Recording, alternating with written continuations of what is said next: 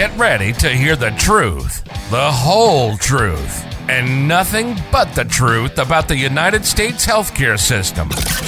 With your host of the Medical Truth Podcast, James Egidio.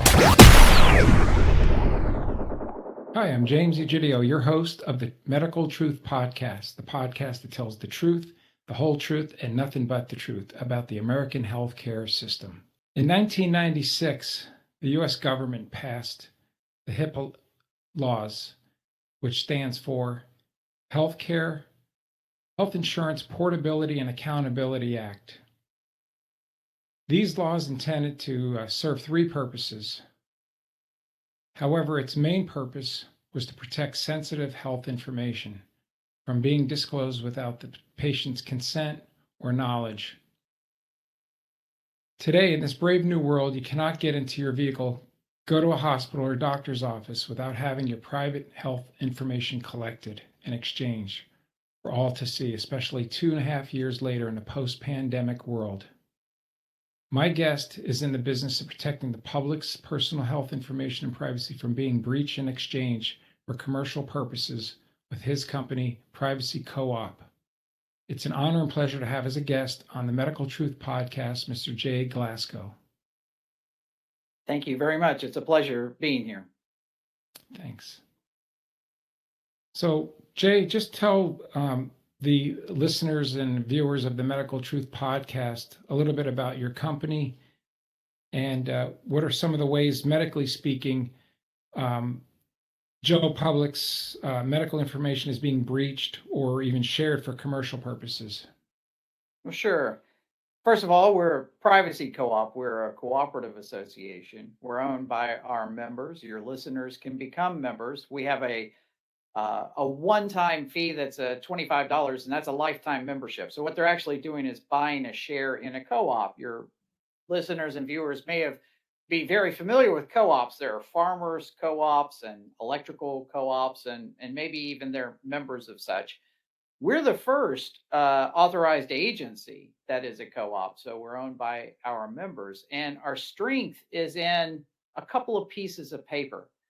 It's really what's critical to our entire conversation today. First of all, we have a piece of paper that is a membership agreement where people agree that we would represent their information rights. You own your information rights, and we're going to go into that in some detail here on this show. But that basically gives you control over what people can and can't do with your data. And that's all data, right, across the board. Whenever a company has a privacy policy, they're admitting that you own the rights to your information. So it's a contract that they have that with their terms of use, and it's legally binding. It's stating that you own the rights to your information. So that's medical and otherwise. The other piece of paper that we have is our affiliates agreement, where businesses agree to honor our terms and conditions for a change. So we kind of turn the tables around. It's called a reciprocal agreement in legal parlance, and basically says, hey, we want you to agree to our terms and conditions if you're going to use this data for secondary purposes. Secondary purposes is a big catch-all phrase that means some people parse it as meaning data sales, but we think of it as much broader than that. And it's any data use in a privacy policy that says we're going to use this data beyond its primary intended purpose, right? So you ask a great question here, and that is what's going on in the medical industry with this, and specific to COVID tracing. And I don't know if you have any follow-up questions on that, but the big thing is that the HIPAA that you commented at the beginning, you view it as primarily data privacy regulation. I don't know that everybody in the industry views it that way. They're seeing this as more of a health insurance portability act, making sure that you can move from health insurance to health insurance, or that your health insurance can move from hospital to hospital. And part of that is the data that moves along with it. But not all data that's collected, medically speaking, is covered under HIPAA, right? It's a very narrow strip of data that they cover within the regulations. So there's a lot of metadata. That's data that's about who, what, when, where, and why the healthcare is being offered for. That's not covered by HIPAA. right? And some of your audience might be surprised by that, right? So you have attorneys that are working for people in the medical industry, and they're very carefully parsing this out and saying this specific data must be HIPAA compliant, which again, if you're not enforcing those regulations, I don't know if that's an amazing regulatory protection, but let's assume that they are. But then this other vast amount of data that they're collecting is not, does not need to be HIPAA compliant. And so that data is largely being monetized. And we can dive in deeper into any aspect of that you'd like. Sure, yeah. So specifically, okay, I go into a doctor's office or I go to the hospital, let's say, and, I'm in there for, let's say, back pain, or I'm there for whatever. So what kind of data gets collected and disseminated or shared in that situation? Right. Now, the doctor is going to have contracts in place to protect them.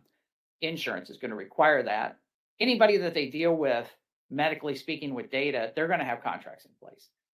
So if you read their privacy policy, it's likely going to say, we're not going to share your data with anyone without your permission, expressed written permission, other than, and there's going to be several carve-outs, right? So you might see words like our associates or contracted services, and on and on and on. Where it gets very muddy is the fact that these layered contracts, you have no visibility into that. You don't get to see the contract that your healthcare provider signed with 37 other companies, right? And without being able to know who those companies are, without written requests, there's no way for you to go and see what their privacy policies are. So once they become custodian of data related to your case, you don't know how they're going to use it, right? So the doctor is saying, hey, I'm not going to do these things except these carve-outs, but you have no visibility into those carve-outs. There's a really interesting legal case, happened a long time ago. It's called Rose II of Avalon. And it was where one man sold a cow to another man. They put a contract together and they said, here's the terms of the contract. I'm selling him my cow. This is for how much money it is. Now, neither person in the arrangement knew that the cow was pregnant. And that changed the value of the entire transaction for a lot of different reasons. The reason the buyer was buying the cow, the reason the seller was selling the cow. So there was a lawsuit over this. It went before a judge. I believe it was in Illinois. Everything bad comes out of Illinois when it comes, I'm just joking, when it comes to judgments.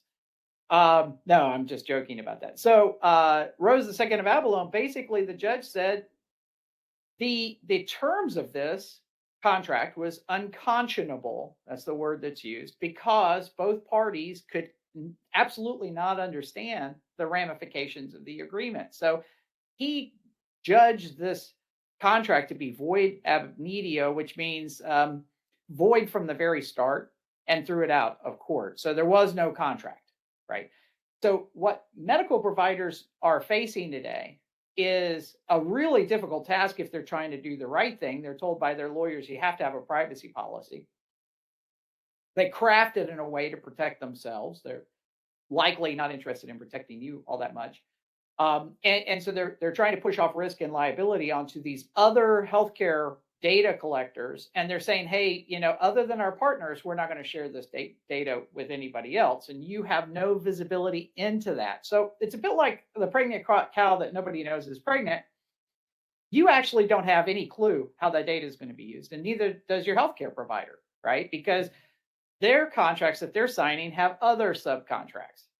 Right. So it's impossible for anybody that's doing this today to know all the ways that this data is going to be used. Right. So there's an argument to be made that all of these privacy policies could be ruled void ab initio. Right. So, but within the context of what they think they're doing, they feel that they're ethically and legally sound in doing so. They're passing this data on. Now, you're asking what kind of data? Well, there's an interesting way of looking at this for your viewers. If I'm a reporter and I'm out at a cafe that's like an outdoor cafe, and across the street, I see an IRS office, a field office, right? and somebody famous comes along. I'm not going to mention any names. I don't want to pick on anybody. Somebody famous comes along. They go into the IRS office, and I see that. And then I see them come out. They look very, very nervous, very scared. They go next door to an ATM. They take out a big pile of cash. They go back into the IRS. And then they come back out crying, right? And they go the other way. Now, I've got a lot there that I can report on without risk of being guilty of libel. I can say that this person went into this office, that they looked very nervous, that they came out very upset. They went to their ATM, they took out a pile of cash, went back into the building, came out without it, and they were crying. And I could have my readers pull all sorts of inference from that without any risk of slander or liability, of libel, excuse me. So in this case, you start to see what metadata is, right? Metadata is all the facts around the thing. I don't actually know specifically why they went into the IRS, but I know all about all the other stuff. When it comes to medical data, there's a lot of data about all the other stuff. And it may not be your exact like hemoglobin count, right? It may not be your red blood cell count. You may not see that data go, but what you're getting is a ton of other information that feeds what are known as insights. And hospitals and very large organizations that facilitate medical activities have discovered that this is incredibly valuable information to sell to companies that are creating artificial intelligence. They need to feed the data into them so that they can improve their number crunching, right? How they come up with their insights. And when they take money for that, and the way they pass the information, it may not be just straight data going from one guy to another person, right? It might be that the other person is saying, I want to understand more about the people whose data you own. So they're not paying to buy the data, they're paying for insights into the data. It's a little word play that a lot of people in Silicon Valley do so that they can very quickly say, we do not sell data, but they all do. Right? Yeah. That's exactly what they're all doing is Sure. Bottom line, they're selling data. Yeah. And what would be the reason for this data collection and this exchange of this information? Let's say I'm a patient. I walk into a hospital or doctor's office. What's the reason why they would want to collect this data, and what would they use it for? Sure. And this might surprise some of your viewers. So what I want to do is kind of answer that in a couple of different wild, crazy trajectories where you might go, what vector is he coming from? But when you put them all together, you start to understand it better. A lot of facilities have heat sinking technology where they can track by heat signature who's walking down a hallway. It's a security device, right?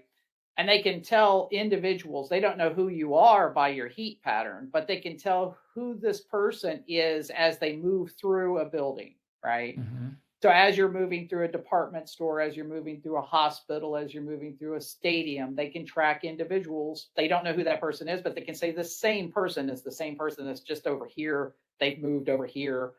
They've stopped in front of this particular advertisement. They paid attention to it. They read a poster. They spent time looking at something caught their attention. Now, if you're a pharmaceutical company and you have little pictures up in doctors' offices or in hallways, would you be interested in where particular people pause, what catches their attention? If you spend $1 million on an advertising campaign, you want to know how effective it is, right? So you're going to have certain colors, certain fonts, certain wording. You want to see more and more people pause in front of that messaging, right? Now, you couple that with telcos, telecom companies that are selling big data, and they may go, hey, this security company wants to combine data with a telco through a process called big data and do a better identify who that person is by the cell phone that they're carrying. Now, once they connect it to the person, they can then go look at the other data that they might collect from the metadata of you're visiting an office, there's an appointment calendar, you told your doctor to send you this stuff through Gmail. If you really want to, you can take the data from Gmail, combine it with the telco information, combine it with the heat-seeking information, and now you start to understand a little bit better picture of this person has this prognosis, this kind of treatment, they've got this kind of disease, this kind of problem. They entered the hospital and they walked past this particular advertisement and they stopped and looked at it for 5 minutes. That might be incredibly important for that pharmaceutical company. And they might, all of a sudden, you might just end up with a coupon coming through your text messaging saying, hey, here's a coupon for that medication you need. Mm-hmm. And a lot of people think, wow, sure, they're listening in on my device because I just said the name of that medicine here. And a second later, I started seeing banner ads. That does happen, right? Oh, yeah. But so does all of these other metadata collections that are going on through our hospitals. And it's a multi-billion-dollar industry. Yeah, yeah.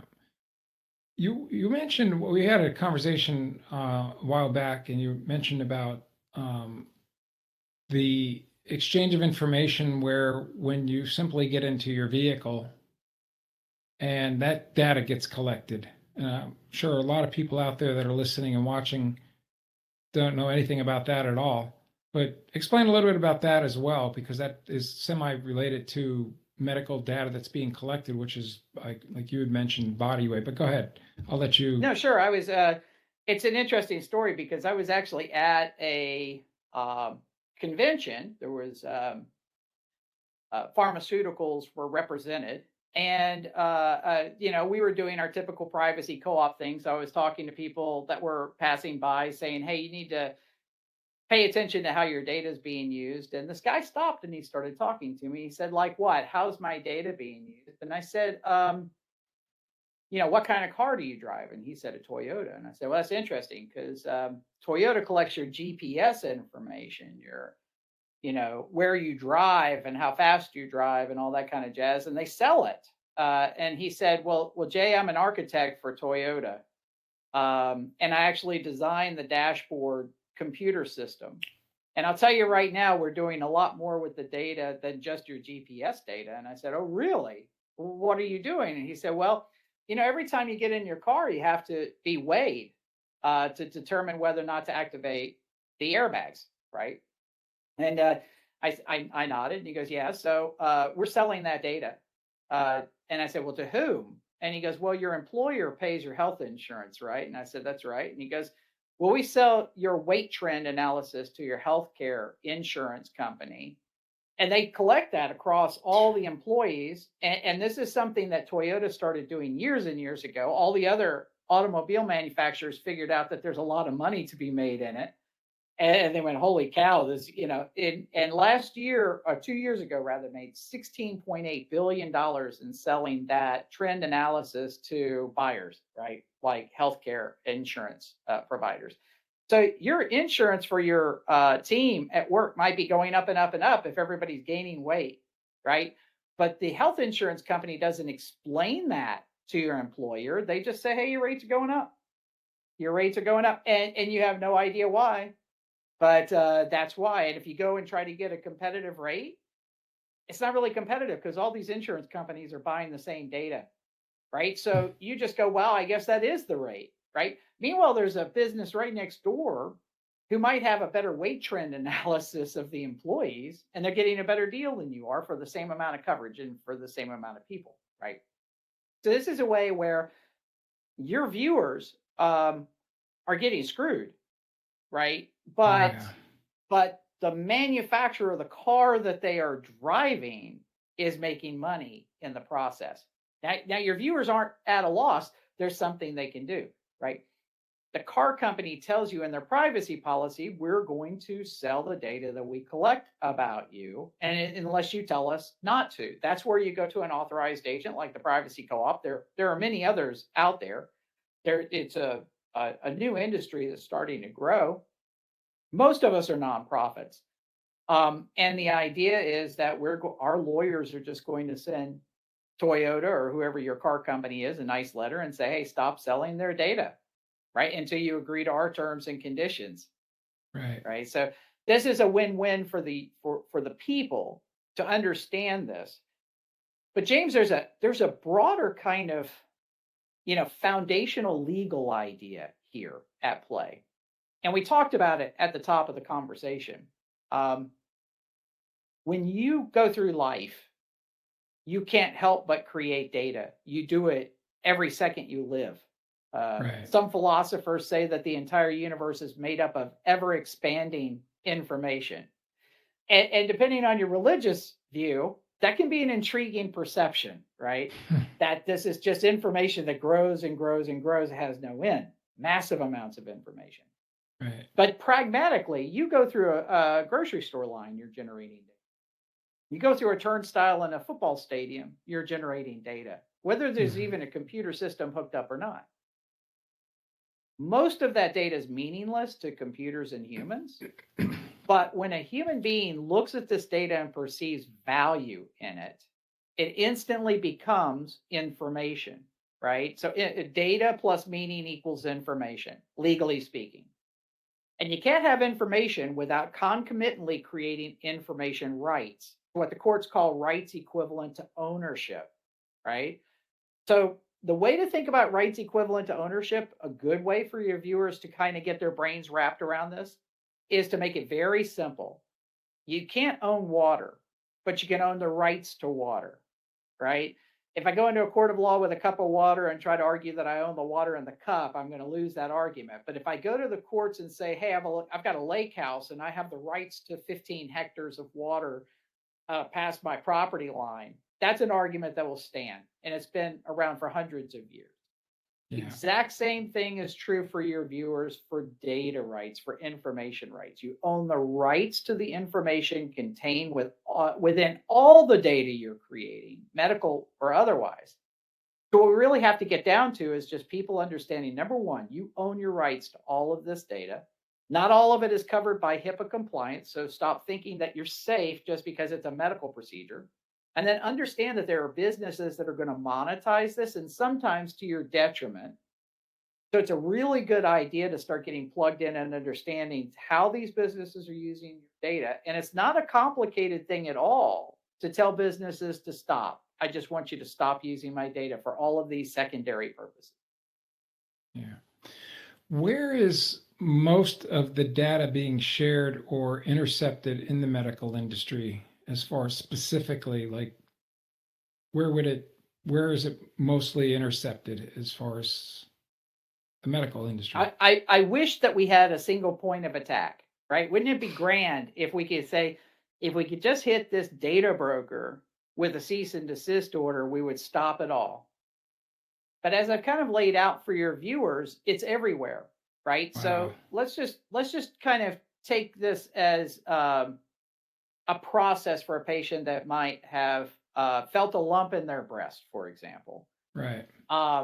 They say, oh gosh, I have a lump in my breast. So they're calling. They're probably checking with their insurance company. Who do I go to see about this? The whole time their phone could be listening in, right? We know that's true. If your viewers want to learn more about that, you can go to settings on your phone, and depending on if you've got an iPhone or an Android, you go to privacy. There's a setting called privacy right at the highest level within iPhone. Within Android, I think you have to go to settings, and then underneath there's a subsetting for privacy. Go into privacy and look for microphone. Okay. When you find microphone on all phones today, go into that and it will tell you how many apps are listening to you right now. And you might be stunned whenever I talk about this in a public forum. Most people have an average of 30 to 35 apps on their phone that are listening 24/7, right? So you can go in and shut them all off. But there's an interesting medical story that came out a year and a half ago that artificial intelligence that was developed in hospitals for people that have tracheotomies to read their lips when they can't speak, 85% accurate when they can't even hear sound coming out of your mouth. So if you say something like, I want water, and you can't voice it, the computer will be able to say, hey, they want some water, right?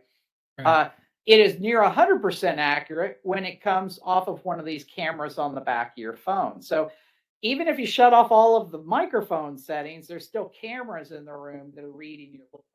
Okay, so it's coming from there. It's coming from the clinic that you talk to. It's coming from the mammogram that you get.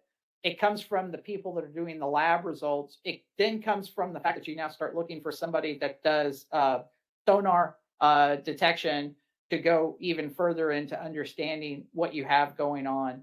It comes from the fact that you're now talking to an oncologist, to possibly a surgeon.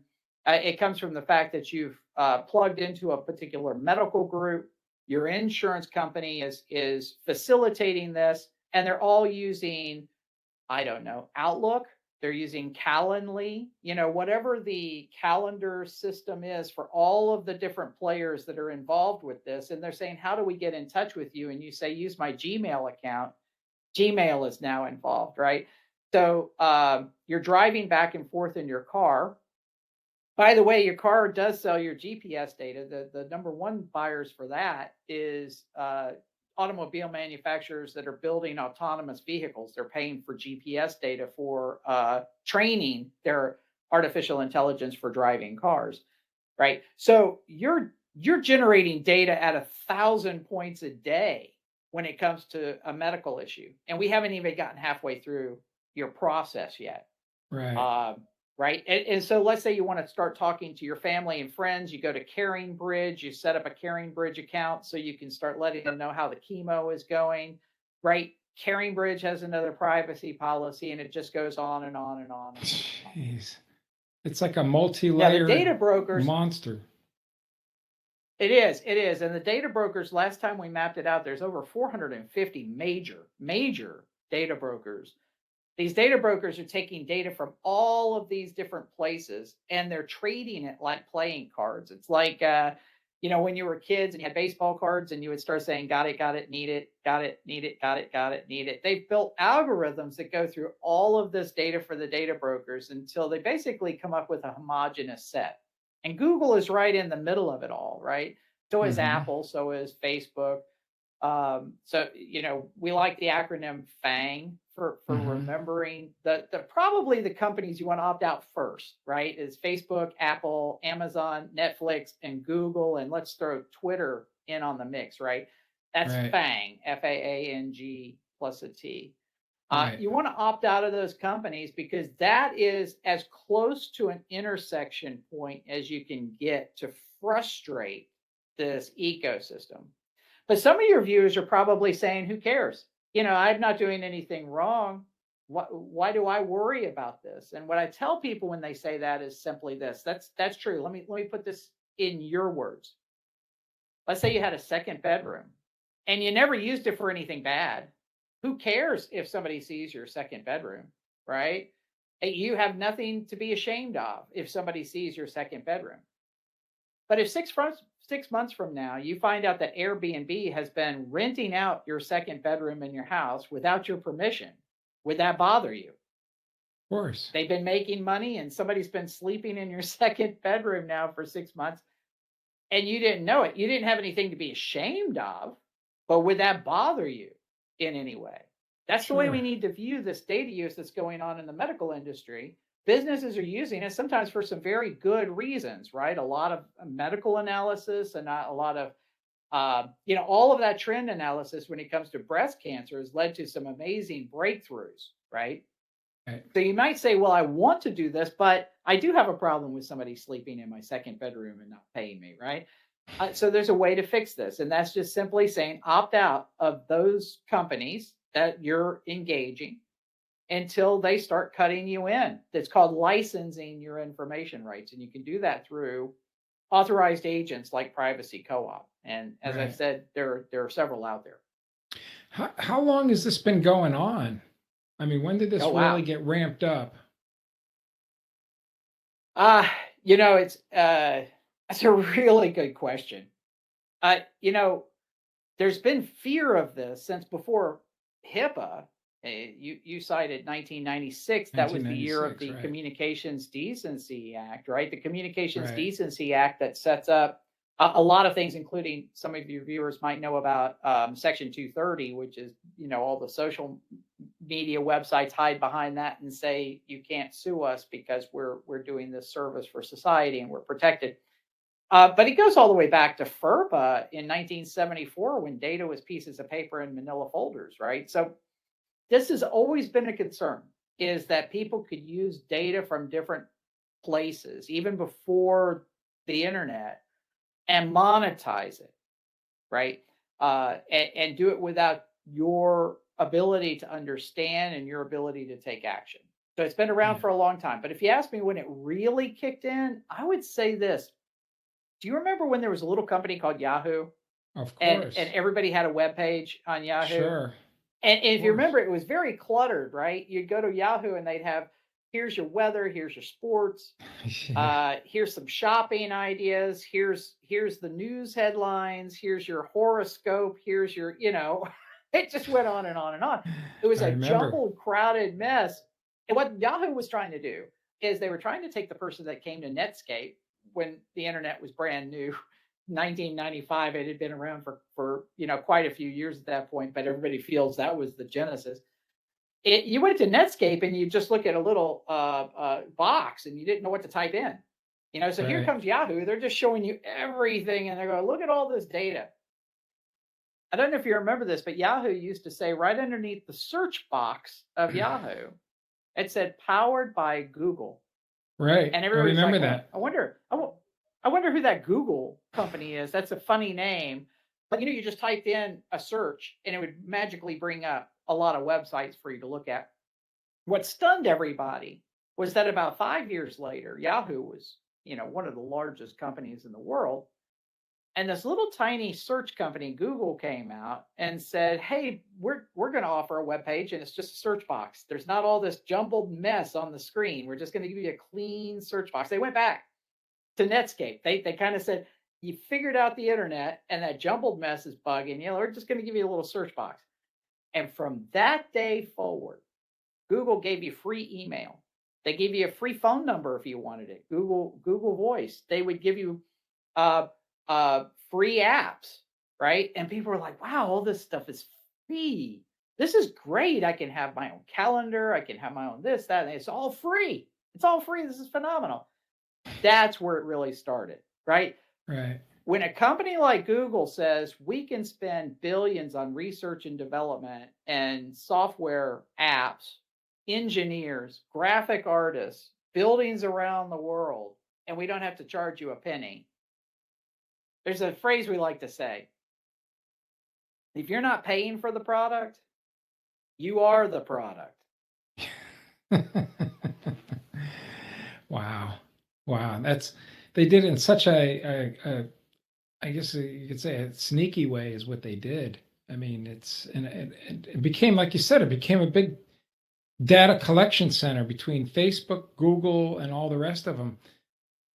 So let me ask you, what for the list? Well, let me even back up a little bit further, getting back a little bit into the medical thing. I think, spoke about this post-pandemic change as well with data collection. It's been even really more ramped up. You had mentioned post-pandemic. Explain a little bit to the audience about that, about the three which you mentioned. Sure.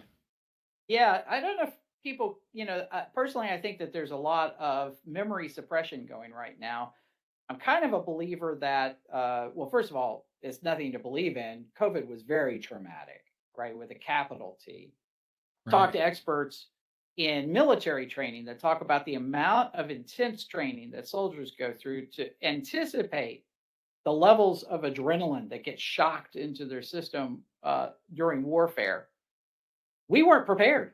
I didn't go through boot camp. You didn't go through boot. There wasn't a boot camp for COVID. Nobody prepared us.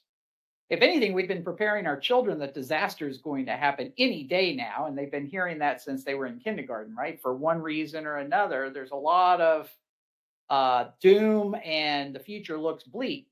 So if you're prepping a group of people to say the future is going to be very bad and there's very precious little you can do about it, and then suddenly one day they come home from school, like the third week in January of 2020, and they start hearing newscasters that they trust say the end is here, the world is ending, there's a hit of adrenaline. And they got hit over and over and over again with this adrenaline. It's a very big trauma that everybody went through. And when that hits you, you're looking for any relief. You have to start looking for the lights at the end of the tunnel and hope that it's not a train heading your way, right? And so what I started hearing at that time, and this was late February. So we were just starting to hear people say, we're gonna shut everything down. You're gonna go home and you're gonna stay indoors for 15 days to flatten the curve. I don't know if you remember that phrase, but 15 days to flatten the curve.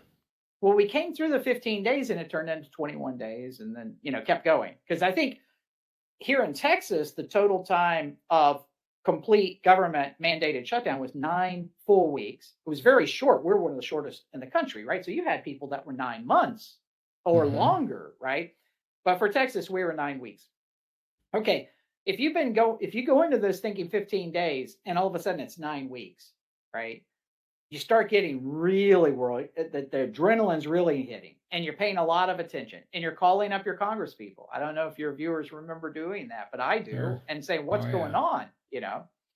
Well, at a certain point, I started hearing this thing. We call it the 3 T's. It started surfacing in the middle of that. And it was, listen, we're going to try to get back to normal, but to do so, we need to test, track, and treat. And they say it just that quick, wouldn't they? We need to test, track, and treat. As soon as we get an ability to test, track, and treat, test, track, and treat. And I started hearing this over and over again. And at first, I was comforted by it. I was like, yes, we need to test, track, and treat. If we can do that, that's wonderful. And then I guess it was the fact that I'm a CEO of the Privacy Co-op. Eventually, I said, hey, hang on, wait a minute. What's that middle thing again? Yeah, I get the test part. That's important. Let's look at the other side of that. Treat sounds good. I think we should treat people. That's a sandwich, right? So we got test and treat. That's 2 pieces of bread. Love that bread. Remember what was that the sandwich. Thing in the middle? What was that? Track? Did you say track? Was that the word that you just used? Was track? What do you mean track? What are you talking about? Okay. So Privacy Co-op started tracking the trackers, and we started running data for people to understand. 35 states jumped out there and immediately hired, outside of their own health system within the state, contractors to start doing COVID tracking, or COVID tracing, as it finally evolved into, right? Apparently they caught on that track was a bad word, but there was a newspaper article in the Houston Chronicle that actually says they're going to track you down, and they meant it in a positive way. And I was like, that just doesn't sound good. I don't know if I want anybody tracking me down, right? But what they basically meant, James, was they said, if you test positive, first of all, if you test for COVID, do you remember driving into a line somewhere to test to see if you had COVID? I did it once. Yeah, I never did it. Yeah, but you'd have people with the swabs and they shove it up your nose until your eyeball popped out. That thing, they would make you sign a form, and people were scared. James, people were genuinely fearful for their life, and they would say, sign this form. And I remember taking the form and turning it over, and it was like 4-sided. If you can do that with a piece of paper, it had 4 sides. No, it was a double piece of paper, printed front and back, both sides, in, I don't know, what's easy to read, like 11-point font. I think this was like 0.05. It was, I had to have a microscope to read this stuff. Okay. What I agreed to in Texas, when I said, yes, you had to agree to it to get the test, was not saying that you were going to hold the medical provider blameless if they screwed up your nose and popped your eyeball out. It was not that you would not hold the test kit company liable if their test got it wrong. Yeah. It was all the ways they were going to use your data, right? It was massively jam-packed with this. And it was basically saying, in your state, your health organization, your healthcare organization, as an effort to test, track, and treat, was going to turn this data over to collection agencies that were going to put this stuff together and find out all the people you've come in contact with in the past 2 weeks. Okay. That may sound good, but when we really started doing some hard sniffing on this and digging in, what we found out in the majority of states is that they hired a bunch of people at minimum wage to open up an Excel app on their own laptop, right? Because they didn't have the machines to go around, and use Gmail to send the data back and forth.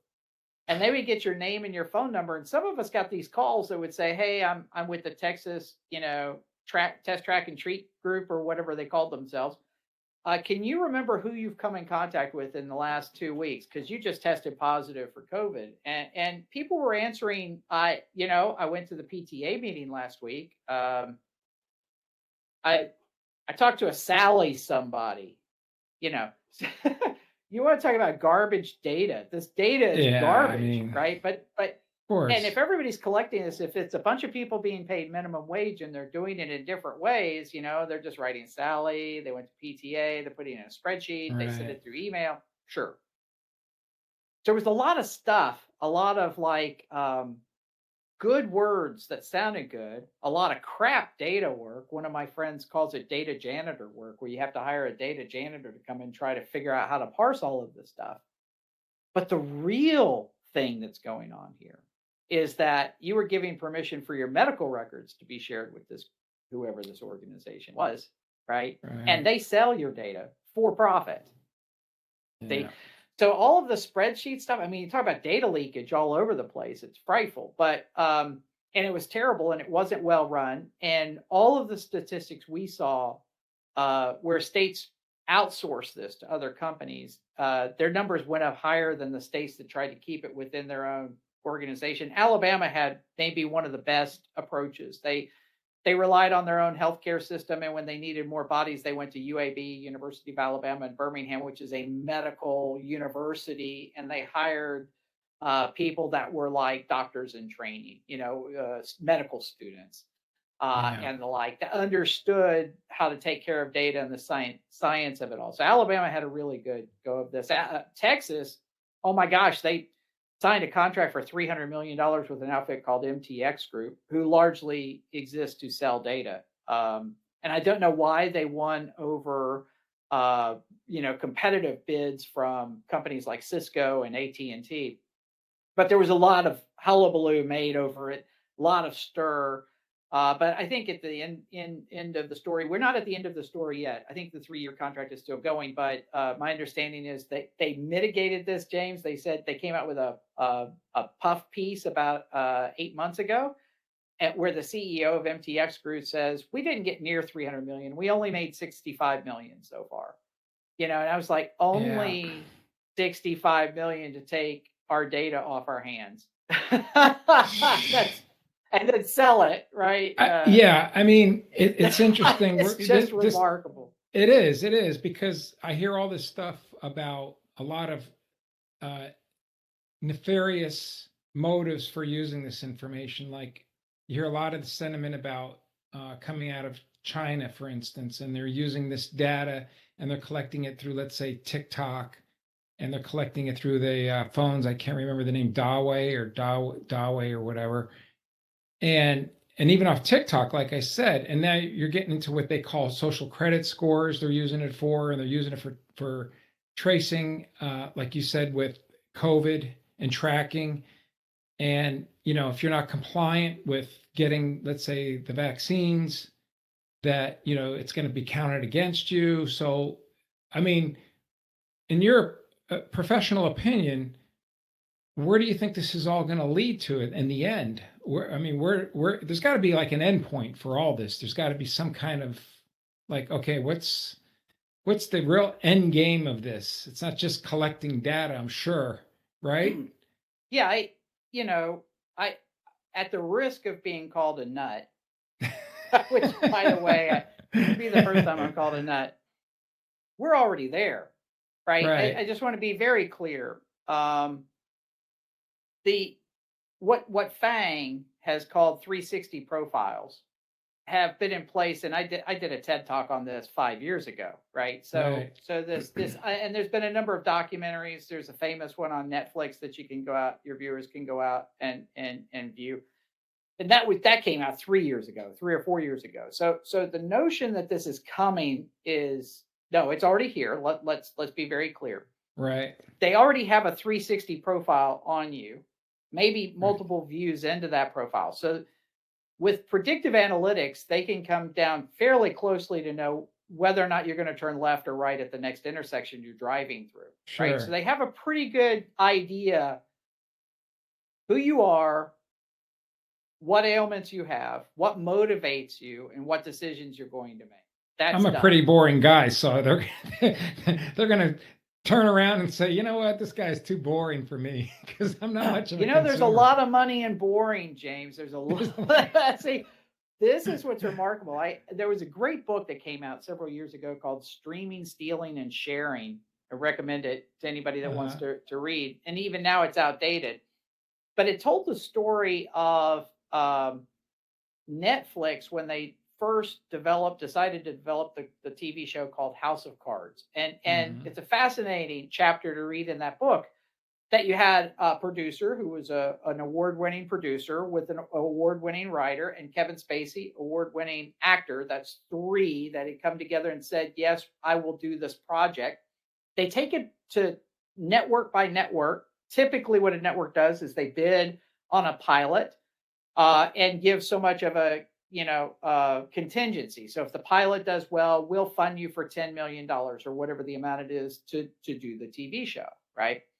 Then they went to Netflix, and the only reason they went to Netflix was for the aftermarket. So they could say, after it shows on CBS, NBC, or ABC, or Fox, where can we take it to make some additional money? So they went to Netflix, and they did the same pitch.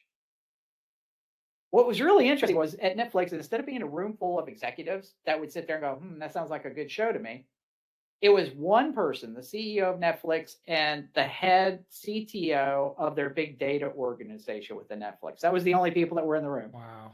And the whole time the guy was talking, the big data guy was going on the keyboard, entering data.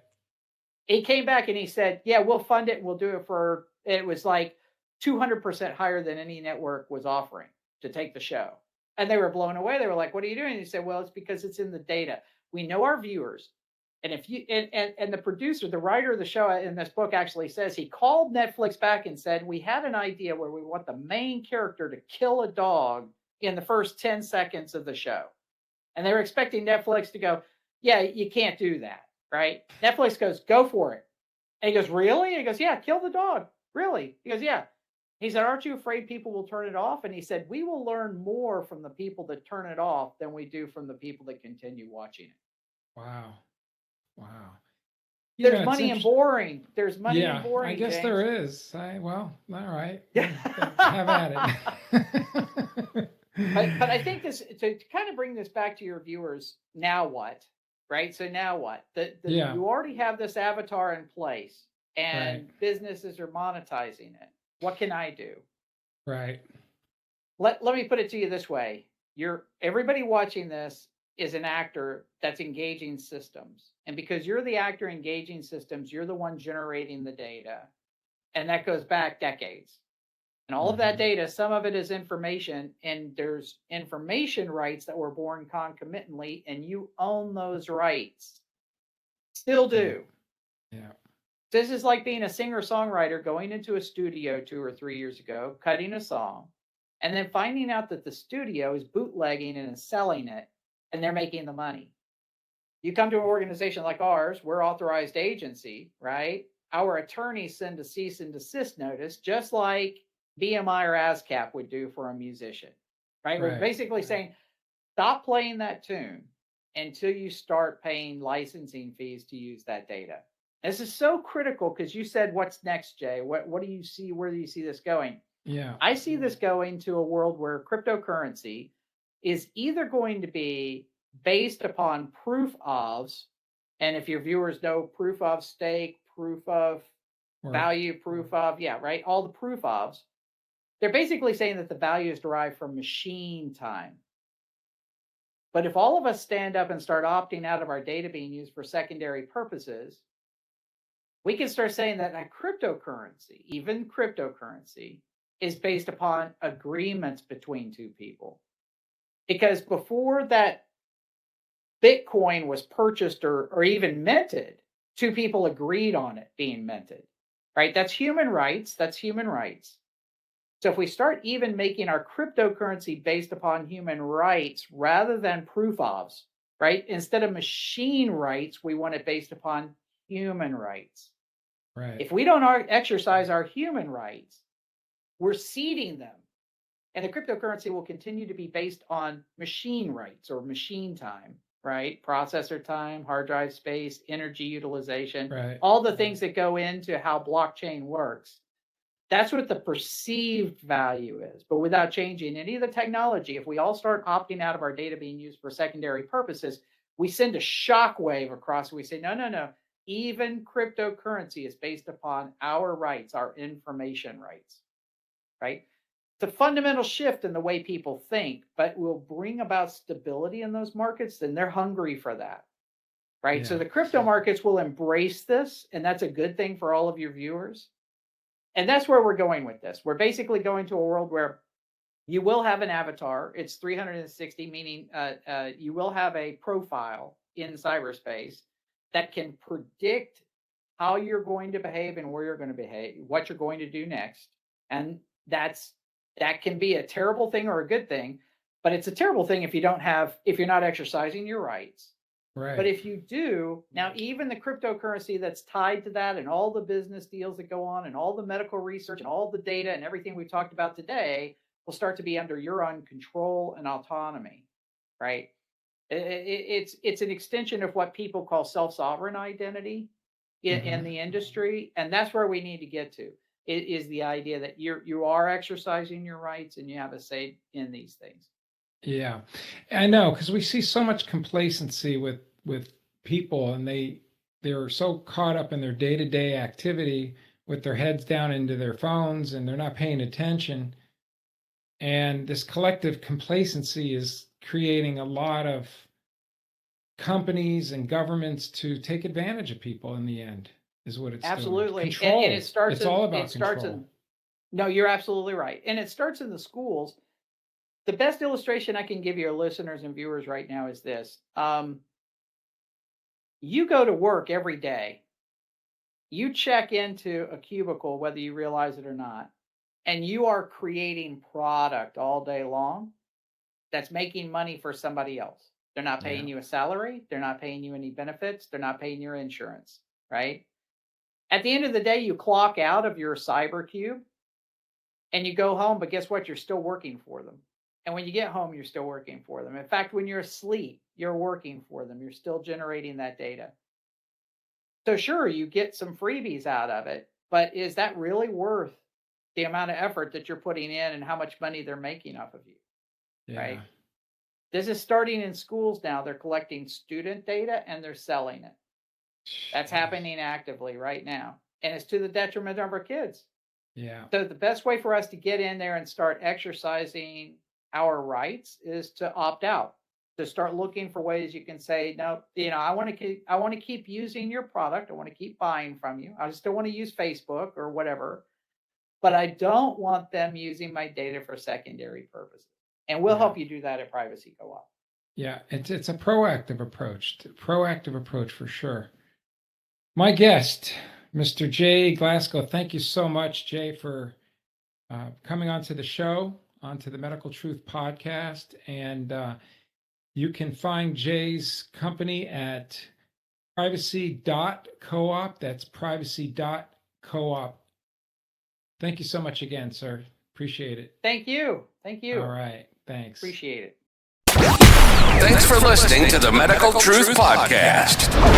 For the latest episodes, go to www.medicaltruthpodcast.com. You can also find the Medical Truth Podcast on Rumble, as well as all the major podcast platforms like Apple Podcast, Spotify, Stitcher, and iHeart.